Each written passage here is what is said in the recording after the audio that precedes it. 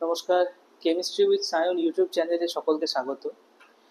এই চ্যানেলে আমরা NEET, joint entrance, class 11-12, West Bengal board, ICSE, CBSE সমস্ত বোর্ডেরই কেমিস্ট্রি টপিক সম্পর্কে আমরা আলোচনা করব এবং ছোট ছোট টপিক নিয়ে আমরা প্রতিদিনই ডিসকাশন করব।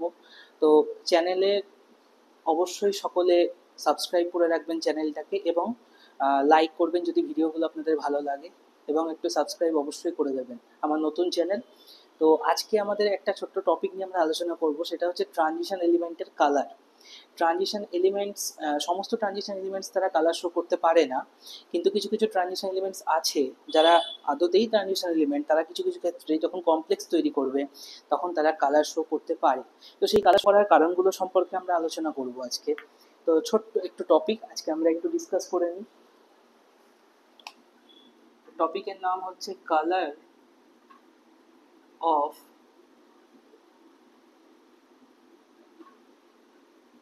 Transition elements. ট্রানজিশন এলিমেন্টসরা মেটাল হয়, জেনারেলি বিভিন্ন ক্ষেত্রে মেটাল হয়। তো এই কালার শো করার প্রধান দুটো কারণ। একটা হচ্ছে আমাদের ডিডি ট্রানজিশন, যেটাকে আমরা মেন কারণ হিসেবেই আখ্যায়িত করব। আর একটাও আছে, সেই কারণটা সম্পর্কে আমরা পরে বলছি। প্রথম হচ্ছে ডিডি ট্রানজিশন। ডিডি ট্রানজিশন জিনিসটা কি? ডিডি ট্রানজিশন জিনিসটা বেসিক্যালি হচ্ছে যাদের ক্ষেত্রে ডি অরবিটাল আছে তারা এই ধরনের ট্রানজিশন শো করতে পারে। ট্রানজিশন বলতে অবশ্যই electronic transition. D orbital obviously D block elements বা ট্রানজিশন এলিমেন্টগুলোর ক্ষেত্রে আছে, 3D 4D 5D এই সমস্ত এলিমেন্টসগুলোর ক্ষেত্রে আছে। তো এরা তার মানে কালার শো করতে পারবে, বা এমন নয় যে সবসময় এরা কালার শো করবে। যখন তারা একটা স্টেবল অক্সিডেশন স্টেটে থাকবে তখনই কেবলমাত্র তারা কালার শো করতে পারবে। অর্থাৎ তাদের মধ্যে যদি D0 বা D10 এরকম ইলেকট্রনিক কনফিগারেশন চলে আসে তারা কিন্তু কালার শো করতে পারবে না। তার কারণ হচ্ছে D0 আর D10-এ তো D0-তে যেমন ইলেকট্রন নেই, ফলে ইলেকট্রনের ডিডি ট্রানজিশন হবে কি করে। আর D10-এ সমস্ত ইলেকট্রন ফিল হয়ে আছে, ফলে একটা স্টেট থেকে আর একটা স্টেটে ট্রানজিশন হতে পারবে না, কারণ আমরা জানি একটা অরবিটাল ম্যাক্সিমাম দুটো ইলেকট্রন নিতে পারে, তার বেশি ইলেকট্রন নিতে পারবে না। তো দেখা যাক, আমরা একটা এক্সাম্পল নিয়ে আলোচনা করি, সেটা হচ্ছে নিকেল। নিকেলের টোটাল ইলেকট্রন হচ্ছে 28টা। 28টা ইলেকট্রন ইলেকট্রনিক কনফিগারেশন করলে 1s2, 2s2, 2p6, 3s2, 3p6, 4s2, দেন 3d8।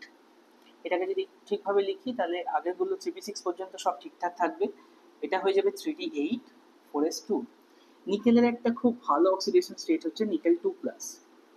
এর ইলেকট্রনিক কনফিগারেশন যদি করি 3p6 পর্যন্ত সব সেম, 3d8 4s0। এর যদি আমরা বক্স ডায়াগ্রাম করি 3d অরবিটালের, 3d অরবিটালে বক্স ডায়াগ্রাম করলে আমরা দেখতে পাবো 1 2 3 4 5, পাঁচটা ইলেকট্রন সিঙ্গলি ফিল্ড হয়ে গেল হার্নস রুল মাল্টিপ্লিসিটি অনুযায়ী। তারপরে বাকি তিনটে ইলেকট্রন জোর বেঁধে গেল, দুটো ইলেকট্রন এক্সেস থাকলো, যেগুলোকে অড ইলেকট্রন বলছি বা সিঙ্গেল ইলেকট্রন বলছি, ফলে এটা প্যারাম্যাগনেটিক। এটা আমরা জানি যে ইলেকট্রন যদি অড ইলেকট্রন থাকে, একটা দুটো তিনটে যাই থাকুক না কেন, সেটা প্যারাম্যাগনেটিক। তো এখানে তো আমরা ম্যাগনেটিজম নিয়ে আলোচনা করবো না, এখানে কালার নিয়ে আলোচনা করবো। ফলে দেখো এখানে যদি পাঁচটা সেট অফ ডি অরবিটালকে আমরা এনার্জি লেভেলগুলোকে এইভাবে ভাবি, পাঁচটা, তো সেখানে একটা দুটো তিনটে চারটে পাঁচটা ছটা সাতটা আটটা, যখনই তারা এনার্জি পাবে, এনার্জি ফিল্ডের মধ্যে যখনই তারা চলে আসবে, আসার ফলে অরবিটালগুলো দুটো স্টেট অফ এনার্জি লেভেলে কিন্তু ভেঙে যাবে। আমি ধরে নিচ্ছি নিচে তিনটে স্টেট অফ এনার্জি লেভেল থাকলো, ওপরে দুটো স্টেট অফ এনার্জি লেভেল থাকলো। লেট অ্যাজিউম এটা dxy, এটা dyz, এটা dzx, এটা হচ্ছে dx2y2, আর এটা হচ্ছে dz2। ধরলাম এখানে দুটো, এখানে দুটো, এখানে দুটো ইলেকট্রন আছে, এখানে একটা, এখানে একটা। তো যখন এই এনার্জি পাবে, এটা হচ্ছে সেট অফ ডি অরবিটাল, এটা one set of d orbital, আর এটা হচ্ছে another set of d orbital. তাহলে এনার্জি পেলে এখান থেকে ইলেকট্রন এখানে জাম্প করতে পারে, সিমিলারলি এখান থেকে ইলেকট্রন এখানে জাম্প করতে পারে, এভাবে স্পিন পরিবর্তন করে ইলেকট্রন জাম্প করতে পারে। এই যে ডি অরবিটাল, একটা সেট অফ ডি অরবিটাল থেকে আরেকটা set of d orbital electron jump করলো, এটাকে আমরা বলছি ডিডি ট্রানজিশন। এটা কি বলবো আমরা, ডিডি ট্রানজিশন। এই ডিডি ট্রানজিশন হওয়ার ফলে ইলেকট্রন যখন একটা স্টেট থেকে আরেকটা স্টেটে জাম্প করছে, ডিডি ট্রানজিশন যখন হচ্ছে, ইলেকট্রন একটা ওয়েভলেন্থের লাইট অ্যাবজর্ব করছে আর একটা ওয়েভলেন্থের লাইট সে এমিট করে দিচ্ছে। যে ওয়েভলেন্থের লাইটটা এমিট করছে সেটা আমরা চোখে দেখতে পাচ্ছি এবং সেটাই হচ্ছে সেই কমপ্লেক্সটার কালার। এবার আমাদের কাছে যদি অ্যাবসর্ব যে লাইটটা সে অ্যাবজর্ব করলো, যে কালারটা সে অ্যাবজর্ব করলো, সেটা যদি আমরা জানতে পারি, তাহলে খুব সহজে আমরা বলে দিতে পারবো যে কোন কালারটা সে ইমিট করতে পারবে। সেটার জন্য আমাদেরকে একটা জিনিস জানতে হবে, সেটাকে বলছি আমরা কালার হুইল। কালার হুইল জিনিসটা সম্পর্কে এবার আমি একটু বলি।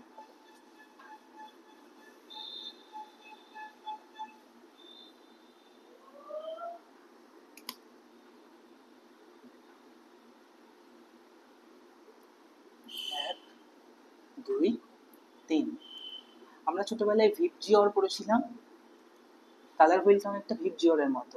ভিপ জিওরে আইটাকে বাদ দিতে হবে, V B G Y O R. দেখো কোনো একটা কমপ্লেক্স যদি ভায়োলেট কালার অ্যাবজর্ব করে সে ইয়েলো কালার দেখাবে, রেড যদি অ্যাবজর্ব করে সে গ্রিন কালার দেখাবে, যদি অরেঞ্জ অ্যাবজর্ব করে সে ব্লু কালার দেখাবে। সিমিলারলি অপোজিটটাও সেম। এটাকে বলছি আমরা কালার হুইল। তার মানে সেই কালারটা অ্যাবজর্বেন্সটা যেটা, যে কালারটা সে অ্যাবজর্ব করছে, এটা তো অবশ্যই কমপ্লেক্সটা অ্যাবজর্ব করছে না, কমপ্লেক্সে ইলেকট্রনটা অ্যাবজর্ব করছে, স্পেসিফিক্যালি ডি ইলেকট্রন সে অ্যাবজর্ব করছে। সে অ্যাবজর্বেন্স ওয়াইজ কি হচ্ছে, এখানে কালার হুইলটা আমরা থেকে আমরা বলে দিতে পারবো যে কে কোন ধরনের কালার দেখাতে পারবে। তো এটা থেকে আমরা বুঝতে পারবো যে ডিডি ট্রানজিশনে কে কোন রকম কালার শো করতে পারে। আর অবভিয়াসলি D0 আর D10 এই কনফিগারেশন গুলোর ক্ষেত্রে নো ডিডি ট্রানজিশন, কোনো রকম ডিডি ট্রানজিশন কিন্তু হবে না। এটা আমাদেরকে মাথায় রেখে চলতে হবে সবসময়। আরো একটা টপিক আছে যেটা হচ্ছে কালার অফ ট্রানজিশন এলিমেন্টের আরো একটা খুবই গুরুত্বপূর্ণ না হলেও অল্প বিস্তর গুরুত্বপূর্ণ একটা টপিক। সেটা হচ্ছে লিগ্যান্ড থেকে মেটালের দিকে চার্জ ট্রান্সফার হওয়া অথবা মেটাল থেকে লিগ্যান্ডের দিকে চার্জ ট্রান্সফার হওয়া। সেই টপিকটা সম্পর্কে এবার একটু বলি।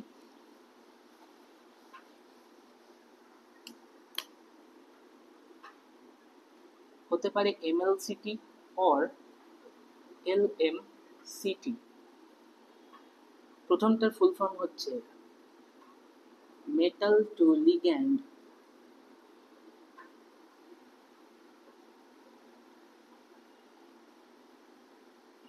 Charge transfer. সেকেন্ডটার ফুল ফর্ম হচ্ছে লিগ্যান্ড টু মেটাল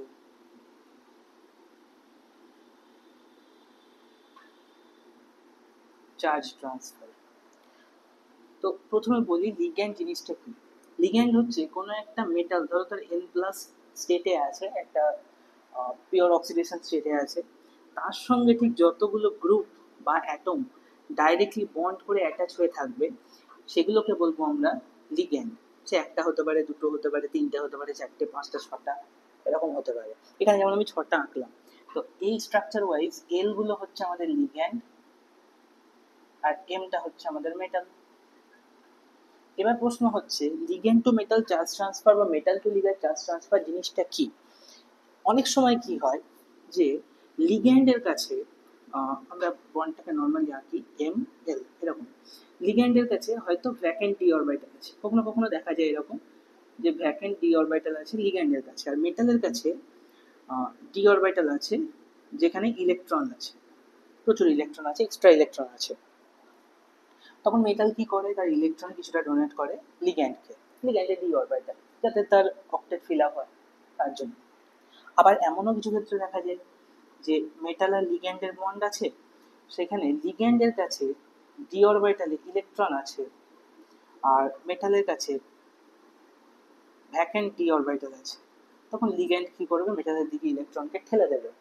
তো এই সমস্ত ক্ষেত্রগুলোতে দেখো ইলেকট্রন একটা স্টেট থেকে আর একটা স্টেটেই জাম্প করছে জেনারেলি, একটা সেট অফ ডি অরবিটাল থেকে পাশে লিগ্যান্ডের সেট অফ ডি অরবিটালে জাম্প করছে, অথবা লিগ্যান্ড থেকে মেটালের সেট অফ ডি অরবিটালে জাম্প করছে। যখনই জাম্প করবে তখনই অবভিয়াসলি একটা ওয়েভলেন্থ লাইট সে অ্যাবজর্ব করবে আর একটা ওয়েভলেন্থ লাইট সে এমিট করবে, যেটা এমিট করবে সেটা আমরা চোখে দেখতে পাবো, সেটাই হবে সেই কমপ্লেক্সটার কালার। বেসিক্যালি বলবো আমরা মেটালটার কালার, কমপ্লেক্সটা বা মেটালটার কালার। তো এই হচ্ছে বিষয়বস্তু কালার অফ ট্রানজিশন এলিমেন্টসের, এটা আমাদেরকে মাথায় রাখতে হবে।